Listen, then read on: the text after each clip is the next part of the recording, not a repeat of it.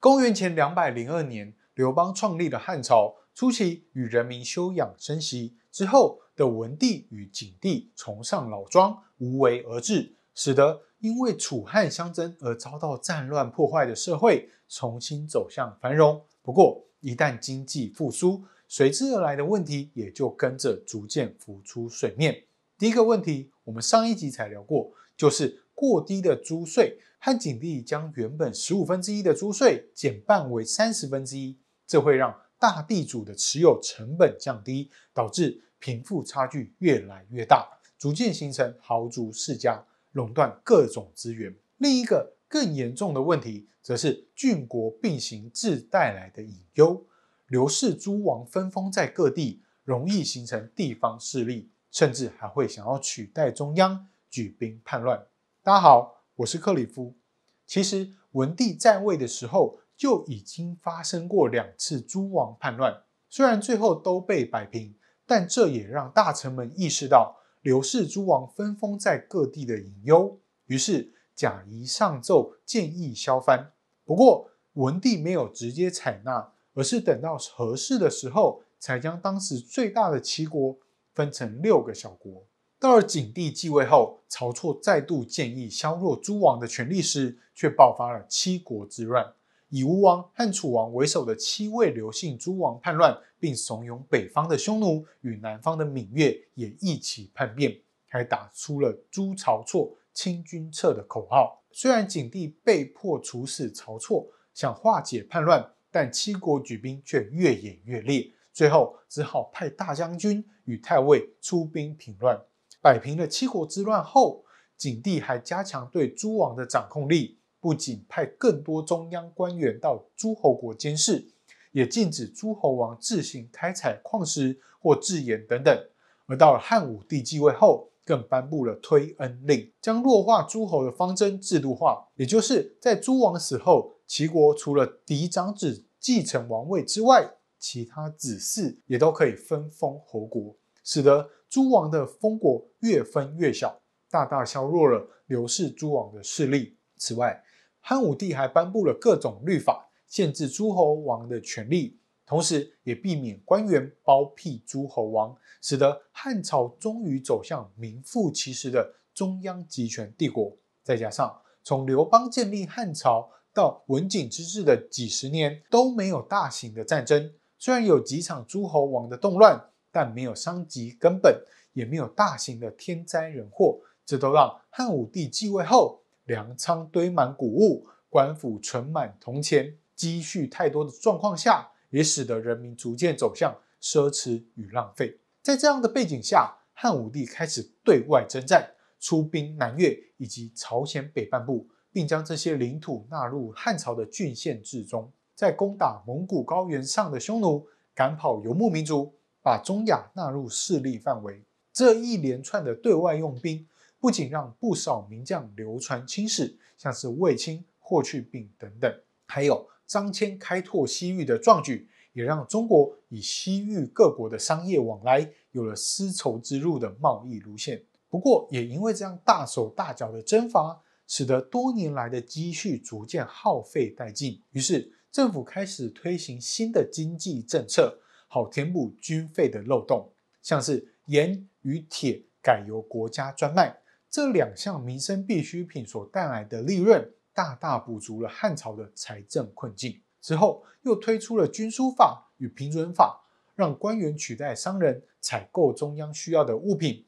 并改善物价暴涨暴跌的情况，防止商人投机囤货或趁着物价波动时赚取暴利。这样的政策其实是重农抑商的具体表现。而在学术思想上，汉武帝也奠定了中国后世朝代重视儒家或者说儒学的基础。套一句我们常在课本上看到的罢黜百家，独尊儒术。但为什么会这样呢？春秋战国时期百家争鸣，秦朝重视严刑峻法，汉初因为连年征战而强调黄老思想的无为而治。但明明汉武帝对外出兵讨伐，对内中央集权，看起来应该更像是法家的拥护者才对吧？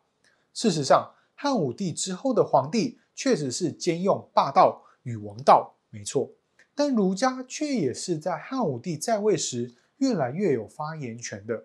起因就在于董仲舒等人的提倡。当时朝廷的官员们认为法家、纵横家的学者会使得政策趋于混乱，所以才举任儒家的人才进入朝廷当官，像是公孙弘、董仲舒等人。而董仲舒又建议汉武帝加深对儒学的研究，增设了研究诗、书、易、礼、春秋的5经博士。博士们的弟子则可以透过考试来当官，这也就渐渐确立了儒家与儒学的地位。除了透过经学博士建立太学，培养人才以外，汉武帝也将秦汉以来各地推荐或自荐聘选官员的方式明确制度化，建立了察举制。地方各郡可以透过孝廉、秀才、明经等等科目推荐贤才给中央，之后政府再用考试复核，通过后就能入朝为官。最后，汉武帝为了巩固皇权，将朝廷分为内朝与外朝。内朝的官员像是尚书、常侍等在皇帝身边，能在宫中办公，然后把原先的3公9卿划分到外朝去，借此打压外朝丞相的权力。而官员们为了与皇权抗争，便将武德中士学说加以鼓吹，天命循环与社会改革的理论结合，并把天灾祥瑞等意象与皇帝的行为联系，试图限制皇权的扩张，也就是所谓的谶纬之学。在汉武帝死后，留下3位大臣辅佐招帝，其中一位大臣霍光，透过一系列的斗争，逐渐掌握大权。而汉昭帝英年早逝，原本继位的刘贺不过才登基27天，就被霍光给废除，改由汉宣帝继位，一直要等到霍光病死，政权才又回到皇帝身上。但别以为霍光掌权的期间把汉朝搞得乌烟瘴气，正好相反哦。因为汉武帝不断的对外用兵，使得财政吃紧，民生困苦。霍光得势后，却减轻人民的负担，与民休息，使得汉朝恢复安定。而在霍光病死后，汉宣帝继位，继续维持这样的政策方向，并出现了循吏的官僚。原本秦王汉武的时代里，中央的政策要有效地传递下去，就要仰赖法家的官员。这些官僚贯彻法治，不近人情，便被称为酷吏。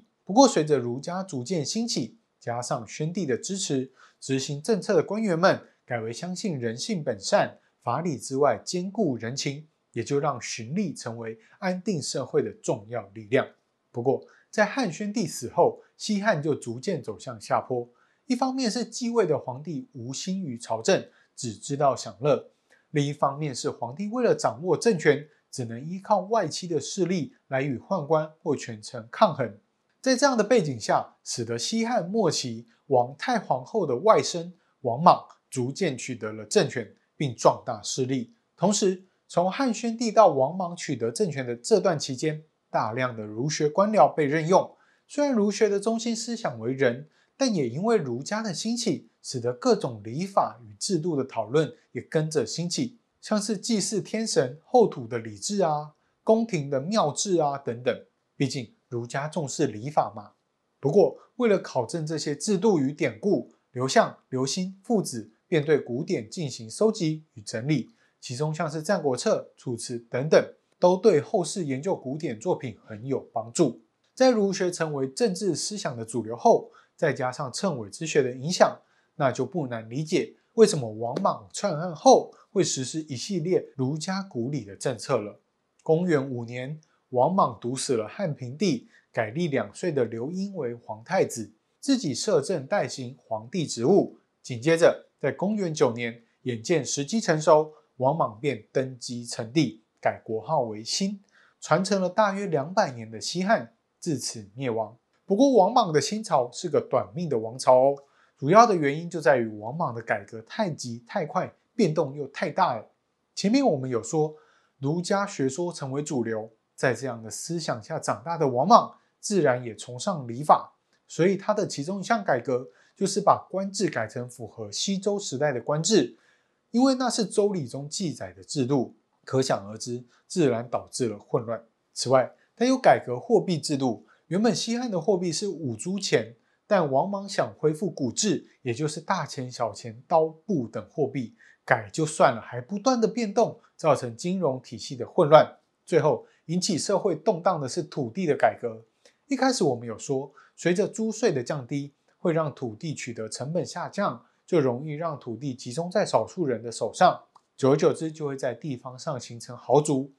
这种状况延续到了西汉末年，地方士族或豪族拥有大量的庄园，农民沦为奴隶，使得国家的税收减少。面对这样的状况，新朝当然要改革，所以王莽决定推行王田制，8口男丁之家只能有1井之地，超过的土地要分给亲戚或乡里的人，并禁止奴隶的买卖。想法很美好啊，但现实却很残酷。地方豪强不可能因为一纸命令就放弃得来的土地。原本希望救济农民的政策，因为货币混乱让百姓更痛苦，那就更不用提混乱的官员体制，使得改革难以成功。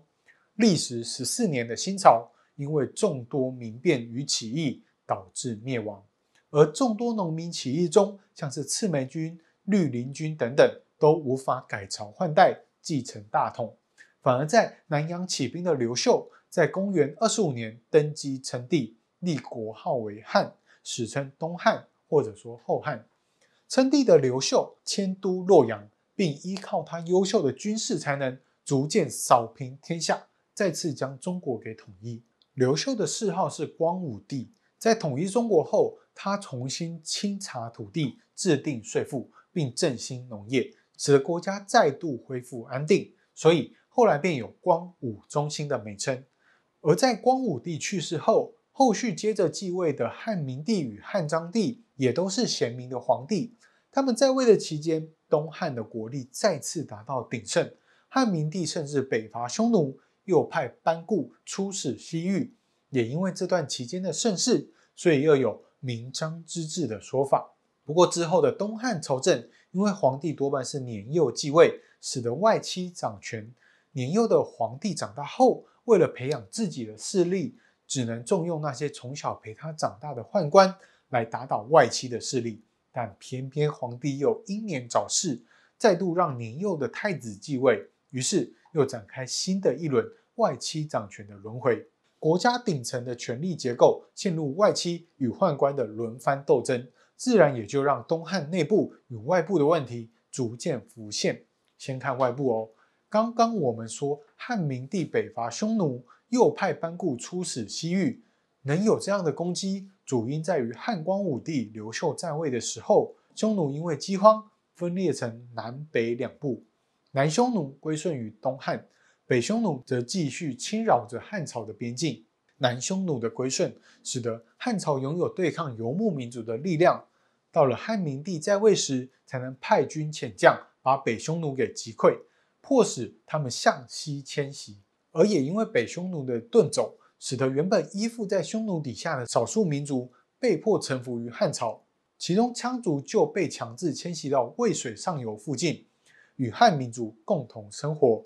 南匈奴、氐、羌等少数民族与汉朝共处，势必会带来许多民族习惯的差异引发的冲突。这种状况在国家安定时比较没有问题，但如果政权陷入动荡，那么民族融合的问题就会直接爆发。像是汉安帝在位时爆发的羌族叛乱，从甘肃向陕西、四川进攻，甚至蔓延到河内一带，最后历经11年才平息，把东汉前期累积的财政消耗殆尽，不仅死伤无数，也让并州与凉州受到严重的打击。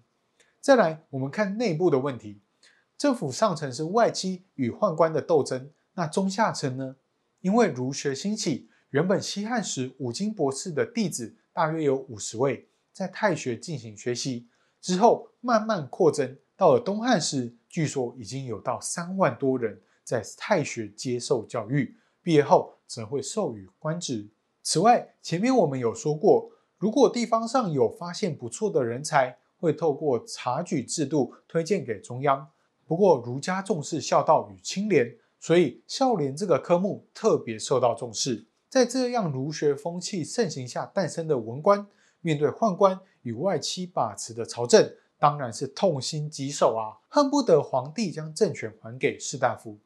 尤其是宦官在斗倒外戚掌权后，不仅败坏朝政，还为祸乡里。于是士人与文官联合起来对付宦官，前后爆发了2次党锢之祸。简单来说，宦官以这些勾结在一起的士人为党人，禁锢他们终身不能为官，甚至牵连诛杀大批文人，使得中下层清廉的官员被清扫而空，酿成之后黄巾之乱的根源。内忧外患夹击下的东汉末年，黄巾之乱不可避免地爆发了。为了平息黄巾之乱，汉灵帝同意地方政府能够养兵剿匪，但这也造成各州拥兵自重的局面。公元189年，汉少帝继位后，外戚何进掌权。何进为了对付宦官，引董卓进京，但他铲除宦官的计谋被发现后，外戚与宦官的势力先打了起来，两败俱伤，这反而让董卓进京后控制了朝廷。董卓为了树立威望，废了汉少帝，改立刘协为皇帝，也就是我们耳熟能详的汉献帝。董卓挟持汉献帝迁都到长安，一把火焚烧了洛阳，也开启了东汉末年的乱世。